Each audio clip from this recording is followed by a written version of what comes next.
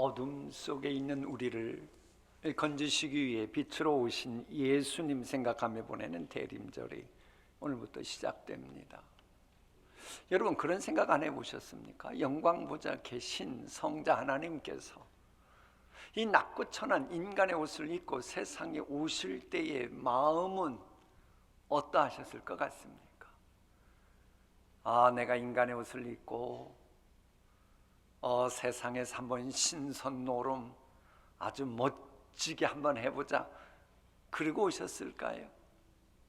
그렇게 생각한다고 하면 미혹의 영에 미혹되어서 그렇게 생각할 겁니다. 우리 주님께서 빛으로 오셨다라고 하는 이야기는 어둠과의 싸움을 전제로 하고, 하나님의 형상을 닮아 창조된 우리 인간들이 사탄 마귀의 하수인의 손아귀에 있기에 우리를 건지러 오신 것만큼 사탄 마귀와의 영적인 전쟁 선포를 하시고, 그리고 성육신하신 게입니다. 그러니까 재림절이라고 하는 것은 거짓 평안이나 좋은 분위기, 무드, 그야말로 유장된 경건, 그걸 보여주기 위한 절기가 아니고, 하나님의 말씀이 살아 움직이고 우리가 하나님의 자녀답게 살아가고 빛의 자녀로서 살아가게 하는 것을 방해하는 온갖 불신앙, 의심, 불행, 절망과 싸우는 절기입니다. 내 마음속에 있는 어둠, 가정에 있는 어둠, 교회에 있는 어둠, 이민족에 있는 어둠, 그 어둠과 싸워 이기기 위해서 우리는 보내야 되는 절기가 바로 빛으로 오신 예수님 기억하는 대림절기입니다. 그런데 이 어둠의 세력과 싸워 승리하는 무기가 뭐예요? 성령의 검, 하나님의 말씀이거든요. 그러니까는 이 대림절기는 철두철미하게 성령의 검을 갈고 또 강고 닦는 바로 그런 절기로 우리가 보내야 하는 겁니다. 여러분, 혹시 이 사진 한번 보시겠습니까? 저게 예수님 사진이랍니다. 인간의 온갖 과학, 학문을 총동원해서 컴퓨터가 만든 예수님 사진이래요. 예수님 저렇게 생겼을까요, 실제로? 자, 그러니까 우리가 알고 있는 또 예수님 사진들이 있어요. 저렇게 우리가 보통 저런 그림은 집에다도 걸어놓고 그런데, 예수님이 실제로 저렇게 생겼을 것이라고 믿고 있는 분 계십니까?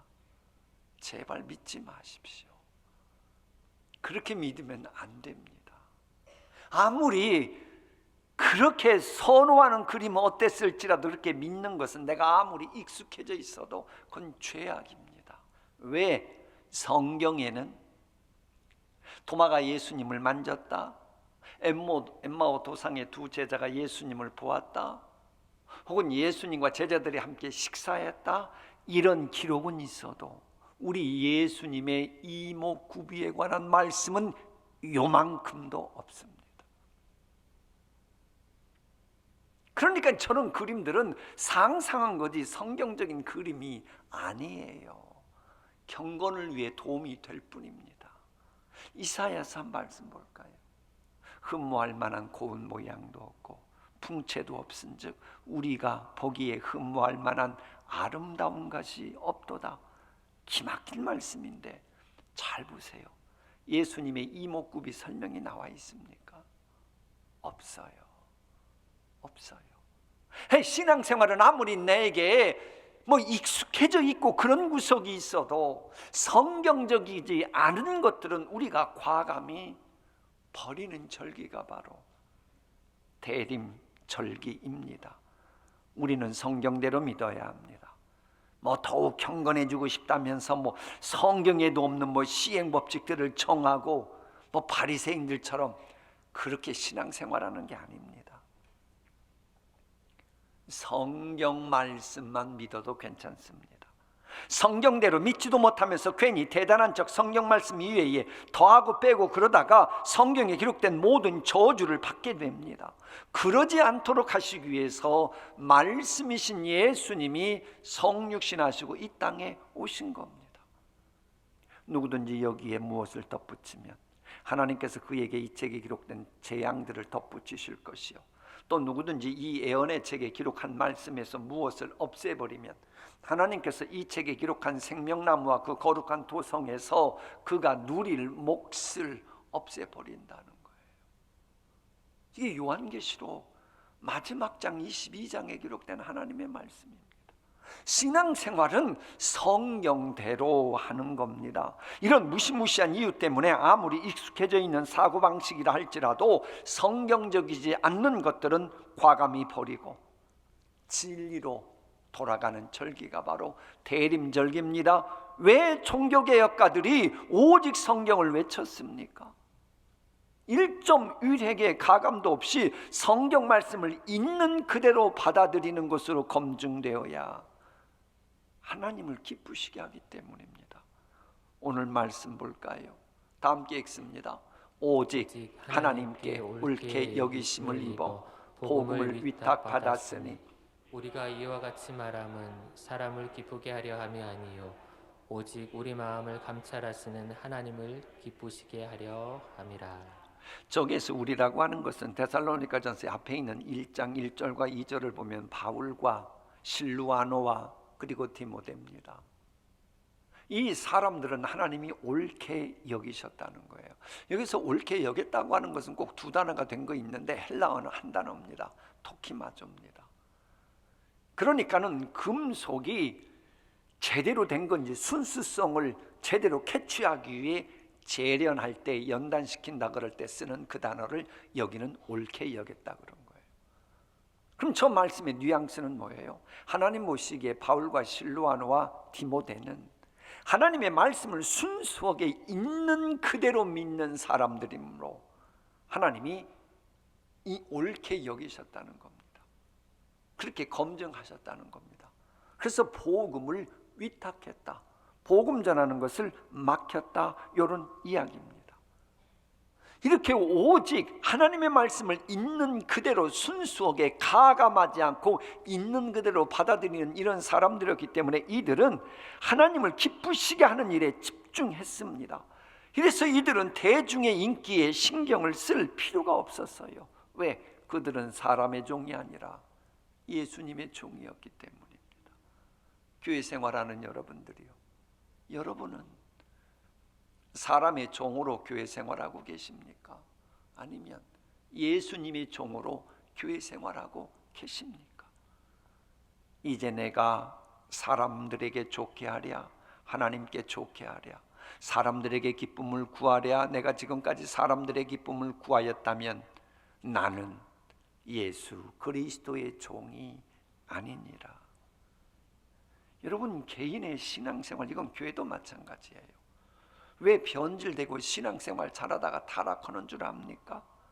그것은 하나님이 아닌 나 자신의 그 무엇이나 혹은 다른 사람을 기쁘게 하려고 하는, 그때부터 그런 시도가 있을 때부터 신앙이 변질되든지 믿음이 타락하기 시작하는 겁니다. 여러분, 사실 이 청중들의 구미에 맞는 말하는 건 쉽습니다. 이 인간들은요, 얼마든지 가먼이솔로 속일 수 있는 존재입니다. 그러니까 여러분, 서점에 가서 요즘 인기 있는 많은 사람들의 마음을 잘 대변해주는, 그들의 마음을 응축시켰다고 하는 그런 책들을 구해다가 그것을 그 사람별로 케이스 바이 케이스로 한번 적용시켜 말해 보십시오. 아주 여러분은 인기 있는 사람이 될 겁니다. 그러니까 그렇게 할 때는 하나님 말씀하시옵소서. 이럴 때 저런 사람에게 어떤 말이 필요합니까?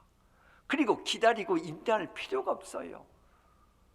그저 듣기 좋은 말만 하면 되니까. 여러분, 잊지 마십시오.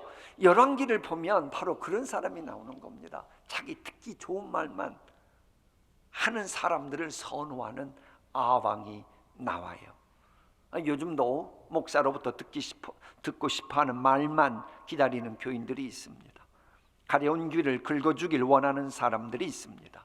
이런 사람들은 자신의 가려운 귀를 긁어줄 사람을 찾아다니다가 마침 교인들로부터 인정받는 것에 혈안이 되어 있는, 그래서 그들이 좋은 얘기하면 기꺼이 신앙 양심까지 팔아대는 그런 싹군 목자, 거짓 선지자 딱 만나면 그렇게 좋아합니다.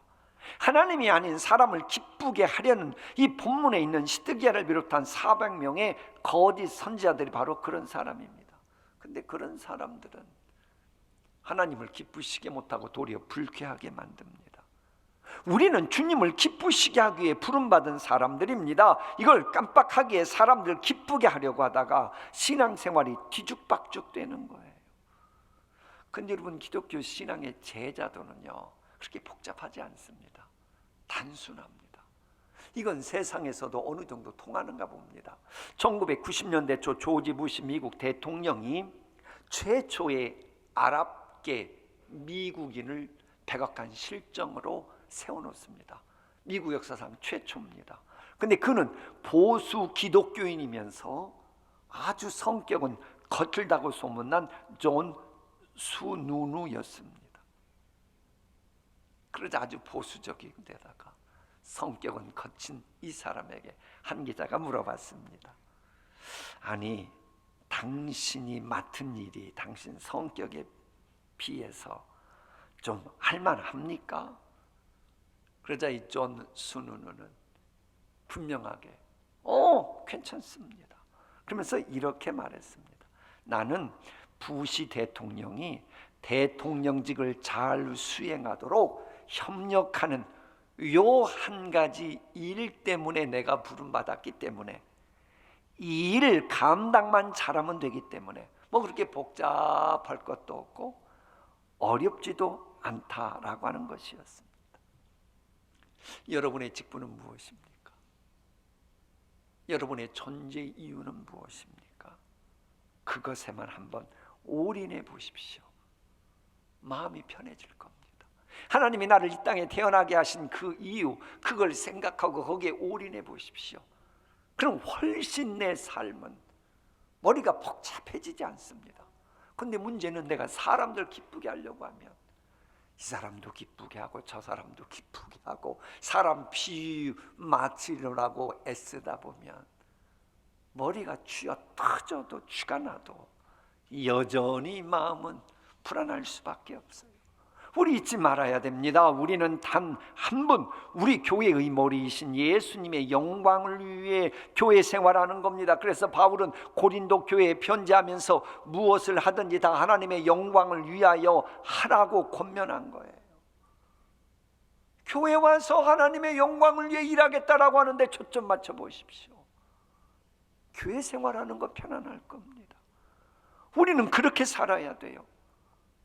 왜? 또 하나님은 우리의 마음을 감찰하시거든요.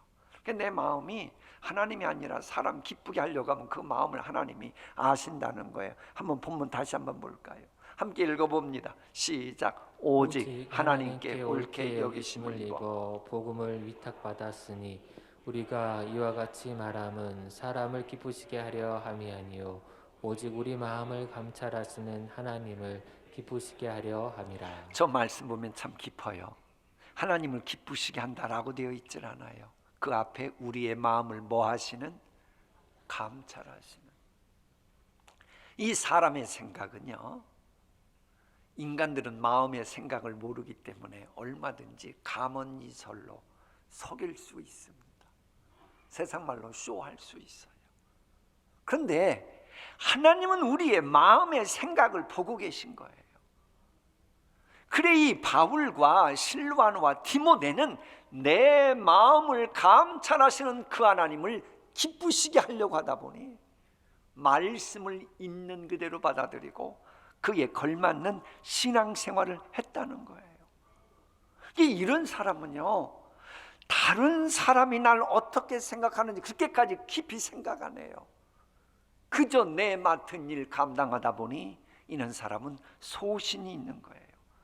바울은 6절 말씀처럼 사람에게는 영광을 구하지 않았다는 거예요. 이제 대림절이고 연말연시를 보내려면 우리의 신앙도 한번 셈해봐야 되고 정리해봐야 되잖아요. 이럴 때 좋은 게 그거예요. 엉뚱한 잣대 가지고 나를 자신을, 내 신앙을 진단하려 하지 말고 내 마음을 감찰하시는 하나님 앞에서 내가 지금 신앙생활 해왔던 모든 것의 동기 혹은 생각, 의도하는 바를 한번 딱 진단해 보십시오. 그러면 내가 무엇을 버리고 무엇은 더 취해야 할지를 깨닫게 될 겁니다. 그런데 궁금한 건 있어요. 왜 아방이나 400명의 선지자들이나 바리새인들은 성경 말씀을 왜 가감하는 죄악을 범했을까 하는 겁니다. 그들이 하나님을 믿지 않아서 그랬을까요? 바리새인이 얼마나 하나님 잘 믿는다고 막 광고하는 사람들인데요. 하나님을 믿는데도 그랬습니다. 이 본문에 등장하는 이 길르앗 라못은 여호수아 20장 8절에 나오는 도피성이 있는 성읍이에요.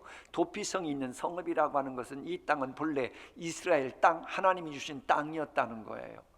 게다가 이 길르앗 라못은 중동 지역에는 유난히도 좀 특이하게 물이 많아가지고요, 아주 비옥한 땅이고 특히 포도주와 올리브 생산은 아주 잘 되는 그런 지역이에요.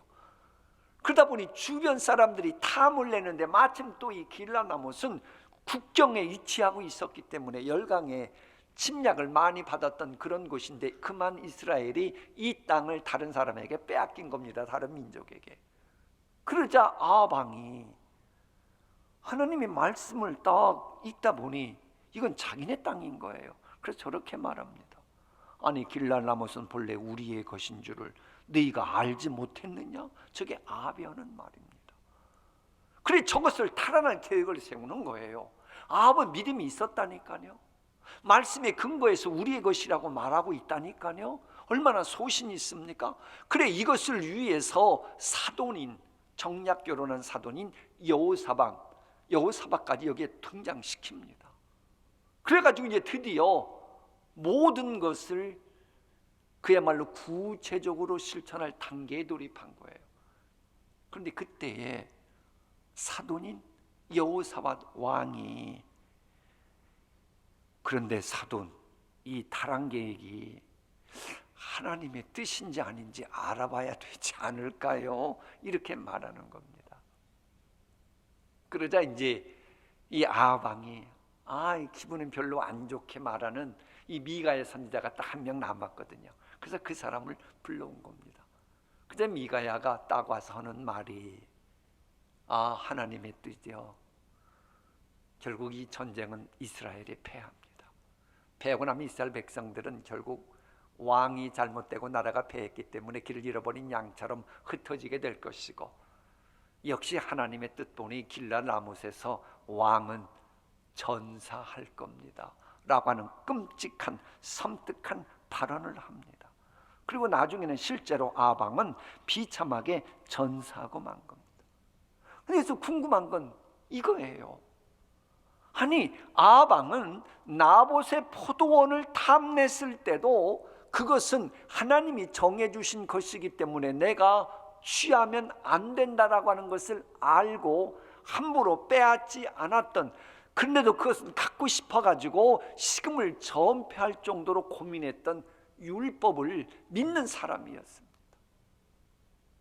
그런데 그런 사람이 어떻게 나중에 엘리야를 통해 갈멜산상에 하나님의 기적 같은 것을 보고서도 이렇게 하나님 눈밖에 나는 비참한 종말을 맞이했는가 하는 겁니다. 그건 바로 하나님은 믿되 하나님의 권위를 인정하지 않았기 때문입니다. 여러분, 내가 하나님의 말씀을 믿고 듣는 거하고 하나님의 권위를 인정하며 신앙생활하는 거하고는 전혀 별개의 것입니다. 우리가 하나님의 권위를 인정하지 않는 순간, 그때부터 사탄은 미혹하는 일에 수단 방법 가리지 않아요. 그래 우리가 사탄의 그럴듯한 사탕 발림에 넘어가는, 그래서 하나님의 앞에서 잘못하고 후회할 일 만들었던 것의 공통부모 보세요. 이유는 많지만 딱 하나입니다. 하나님의 권위를 인정하지 않을 그때의 모든 일이 만들어지게 된 겁니다. 그럼 이러는 거예요.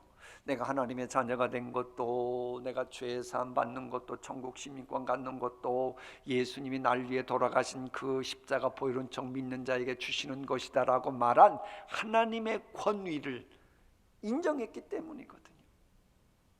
근데 이제 뭔가 좀 된다 싶으니까는 모든 것을 이루게 했던 기초인 하나님의 권위를 싹 부정해버린다. 그럼 그동안 쌓아 올렸던 신앙생활의 ABCD 모든 게 다 와르르르 무너집니다. 와르르르 무너질 때에 미혹의 문이 열리게 되고, 그 미혹의 문에 하나님이 거짓말하는 영을 그냥 들어가도 허락하시는 겁니다. 막지 않으시는 겁니다. 자, 하나님의 말씀 볼까요? 악한 자에 나타남은 사탄의 활동을 따라 모든 능력과 표적과 거짓 기적과 불의의 모든 속임으로 멸망하는 자들에게 있으리니, 이는 그들이 진리의 사랑을 받지 않고 거부하고 구원함을 받지 못함이라. 이러므로 하나님이 무엇을? 미혹의 역사를 그들에게 보내신다는 거예요. 누가 보내요? 하나님이 보내시는 겁니다. 그래서 뭘 믿게 해요? 진실이 아니라 거짓을 믿게 하시면 진리를 믿지 않고 불의를 좋아하는 모든 자로 하여금 심판을 받게 하려 함이라. 무서운 말씀이에요. 그런데 이 말씀의 전후 과정에 하늘에서 있었던 천상회의가 유일하게 소개되는 것이 오늘 본문입니다. 구약에. 내가 보니 여호와께서 그의 보좌에 앉으셨고 하늘의 만군이 그의 좌우편에 모시고 서 있는데, 여호와께서 말씀하시기를 누가 아합을 꾀어 그를 길르앗 라못에 올라가서 죽게 할꼬 하시니, 하나는 이렇게 하겠다 하고 또 하나는 저렇게 하겠다 하였는데 한 영이 나와 여호와 앞에 서서 말하되 내가 그를 꾀겠나이다. 여호와께서 그에게 이르시되 어떻게 하겠느냐? 이르되 내가 나가서 거짓말하는 영이 되어 그의 모든 선지자, 그러니까는 아합 앞에 서라면은 곡하가 세우고 막 손을 비벼대는 어용 선지자들의 입에 있겠나이다. 여호와께서 이르시되 너는 꾀겠고 또 이루리라. 나가서 그리하라 하셨은즉, 이제 여호와께서 거짓말하는 영을 왕의 이 모든 선지자의 입에 넣으셨고, 또 여호와께서 왕에 대하여 화를, 전쟁에서 죽을 그 화를 말씀하셨나이다. 여러분, 한번 질서도 없고 뒤죽박죽인 교회들이 요즘 들어가고 있다 그러잖아요. 그런 교회 보십시오.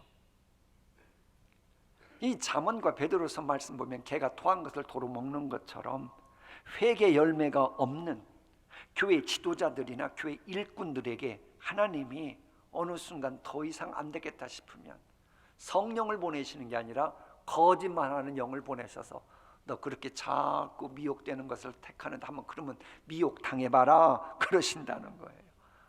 자신들의 이권이나 헤게모니 때문에 하나님의 권위를 부정하고 교회를 어지럽히는, 그래서 불법들이 자행되고 있는 거예요. 물론 이것은 이상한 일은 아닙니다. 말세지말이 될수록 예수님 재림할 때가 다가오면 이런 일들이 많아진다고 분명히 성경은 말합니다. 그래 예수님의 제자들이 예수님 보고 말세지말의 징조를 보여달라 그럴 때 저렇게 말씀하셨습니다. 불법이 성함으로 많은 사람의 사랑이 식어지리라.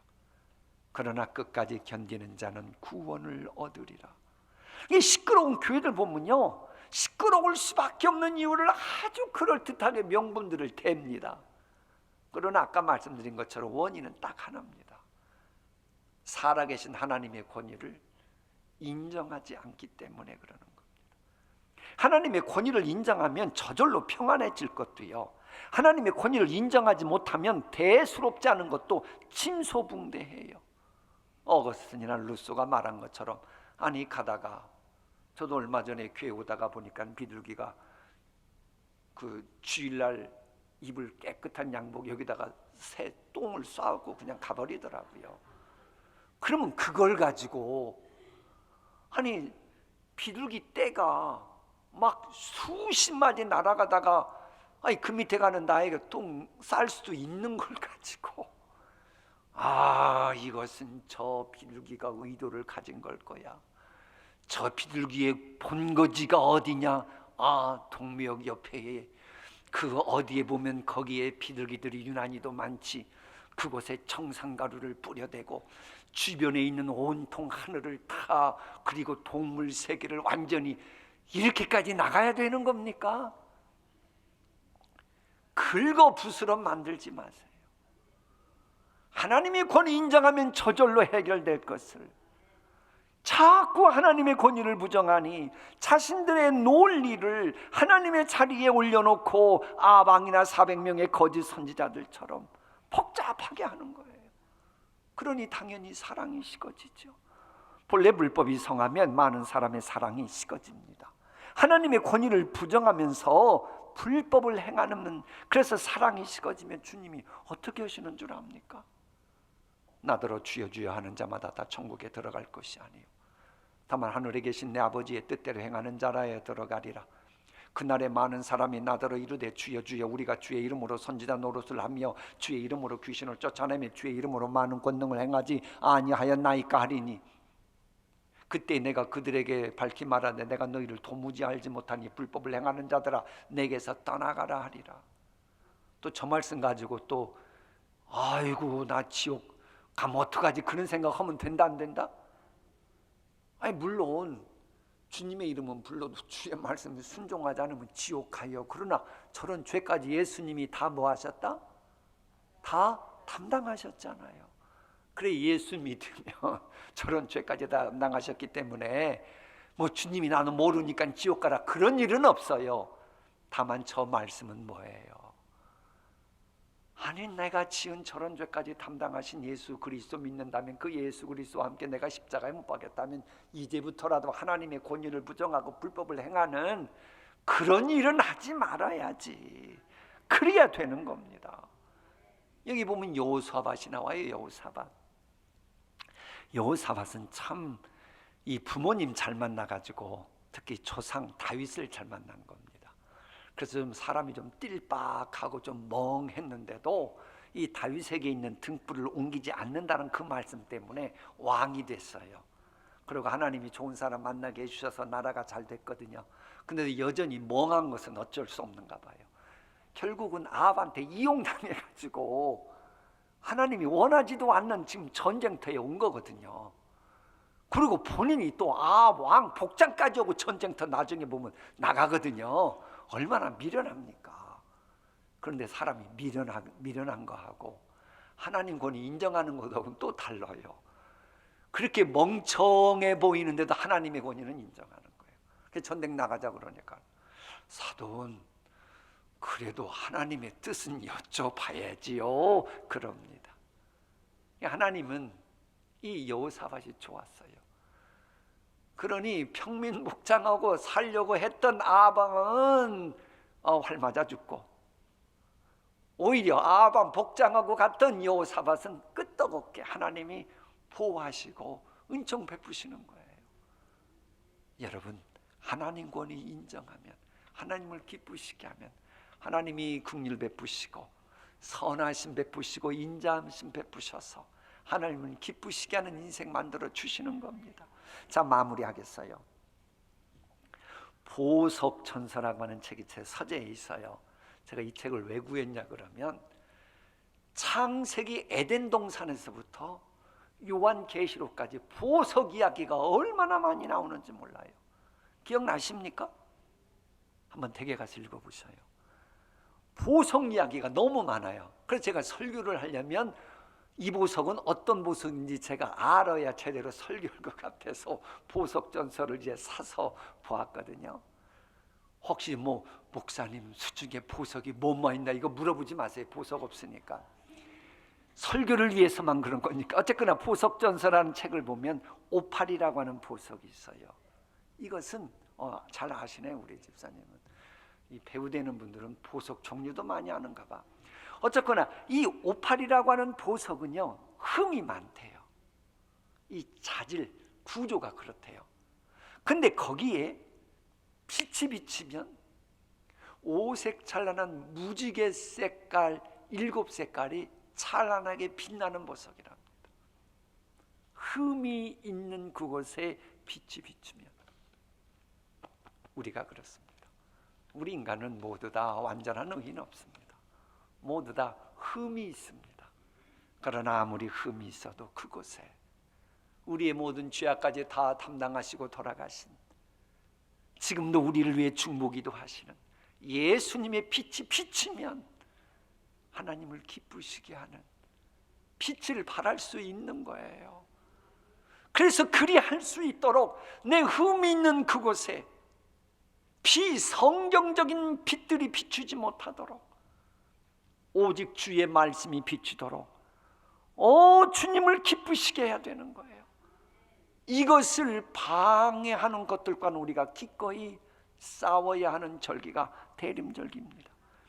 우리가 예수님의 빛을 발하지 못하도록 하는 불신앙과 거짓과 무질서를 사주하는 어둠의 영과 싸워야 합니다. 내 목적 달성을 위해서 성경 말씀을 가감하도록 부추기고 하나님의 고지를 업신여기도록 미혹하는 마귀들과 싸워야 합니다. 우리의 행복과 가정의 평안을 파괴하려는 마귀와 싸워야 실은 승리해야 내 마음의 평안도 가정의 평화도 우리가 지킬 수 있는 겁니다.